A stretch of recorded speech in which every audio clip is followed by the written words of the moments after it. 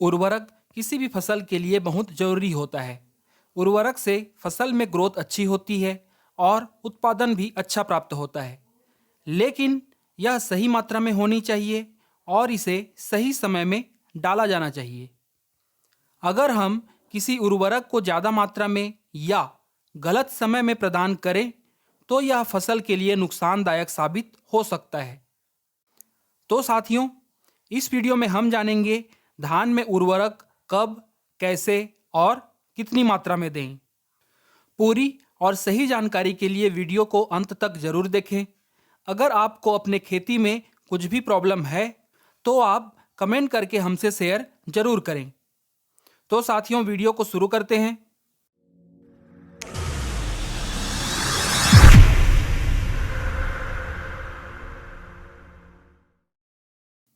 Fertiliser की आवश्यकता के अनुसार पर धान को 3 अलग अलग वर्गों में बांटा गया है। पहला है अर्ली और मीडियम वैरायटी, दूसरा है लेट वैरायटी और तीसरा है हाइब्रिड राइस।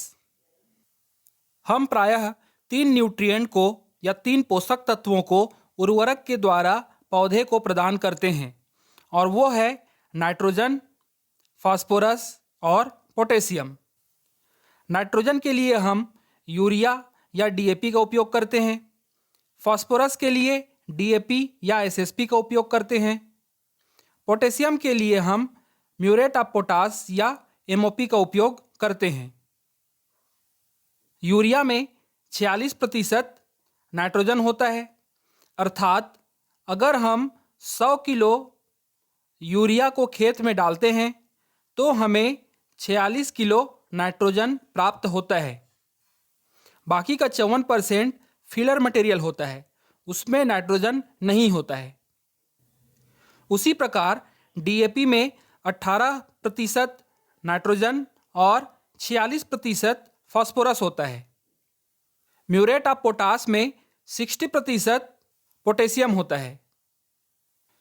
इसके अलावा भी कुछ फर्टिलाइजर आते हैं जैसे कि एनपीके 12-32-16, एनपीके 10-26-26। लेकिन इस वीडियो में हम यह मानकर चल रहे हैं कि हम नाइट्रोजन के लिए यूरिया और डीएपी का उपयोग करेंगे, फास्फोरस के लिए डीएपी और एसएसपी का उपयोग करेंगे और पोटेशियम के लिए एमओपी का उपयोग करेंगे। तो इस वीडियो में जो भी कैलकुलेशन दिया गया है वो इन सब फर्टिलाइजर को ध्यान में रख के कैलकुलेशन किया गया है। तो अब हम बात करते हैं धान में पोषक तत्व की आवश्यकता के बारे में। जो शीघ्र और मध्यम किस्में होती हैं जो कि 110 दिन या 120 दिन के अंदर में ही पक जाती हैं, उन्हें चाहिए होता है 25 किलो नाइट्रोजन, 16 किलो फास्फोरस और 12 किलो पोटेशियम। जो देर से पकने वाली किस्में होती हैं उन्हें चाहिए होता है 32 किलो नाइट्रोजन, 20 किलो फास्फोरस और 16 किलो पोटेशियम। हाइब्रिड राइस जो होते हैं उन्हें थोड़ा ज़्यादा फर्टिलाइजर चाहिए और उन्हें चाहिए 48 किलो नाइट्रोजन, 24 किलो फास्फोरस और 22 किलो पोटेशियम। एक बात यहाँ पर ध्यान रखना है कि ये जो पोषक तत्वों की मात्रा है यह उर्वरक की मात्रा से अलग है, और कैसे अलग है आगे हम वीडियो में देखेंगे। उर्वरक की मात्रा की गणना करने के लिए यह ध्यान में रखना है कि यूरिया में 46% नाइट्रोजन है, डीएपी में 18% नाइट्रोजन और 46% फास्फोरस है और एमओपी में 60% पोटेशियम है। धान की बुआई या रोपाई के समय डीएपी और पोटाश की पूरी मात्रा को दे देना है। उसके 21 दिन के बाद हमें आधे यूरिया को देना है और उसके 21 दिन के बाद फिर से जो यूरिया बचा हुआ है उस मात्रा को देना है। तो फ्लावरिंग के पहले पहले हमें जितने भी फर्टिलाइजर देने हैं सबको दे देना है। तो अब उर्वरक की मात्रा की गणना करते हैं। यह जो गणना है वह 1 एकड़ के लिए है। 1 एकड़ खेत के लिए हमें 35 किलो डीएपी और 20 किलो पोटाश को बुआई या रोपाई के समय देना है। उसके 21 दिन के बाद हमें 21 किलो यूरिया को 1 एकड़ में डालना है। फिर उसके 21 दिन के बाद हमें फिर से 21 किलो यूरिया को 1 एकड़ में डालना है। उसी प्रकार जो लेट वैरायटी होती है, जो 120 दिन से ज़्यादा समय लेते हैं पकने के लिए, उनमें 44 किलो डीएपी और 27 किलो पोटास को बीज की बुआई या रोपाई के समय देना है। उसके 21 दिन के बाद हमें 26 किलो यूरिया को डालना है और उसके 21 दिन के बाद फिर से 26 किलो यूरिया डालना है। हाइब्रिड राइस जिसे थोड़ा ज़्यादा फर्टिलाइजर चाहिए, उसके लिए हम 1 एकड़ के लिए 52 किलो डीएपी और 37 किलो पोटास को रोपाई के समय या बीज की बुआई के समय डाल देना है। उसके 21 दिन के बाद हमें 42 किलो यूरिया को प्रति एकड़ डालना है। फिर से उसके 21 दिन के बाद 42 किलो यूरिया को प्रति एकड़ डालना है। अगर यह जानकारी आपको महत्वपूर्ण लग रही है तो आप इसका स्क्रीनशॉट ले सकते हैं।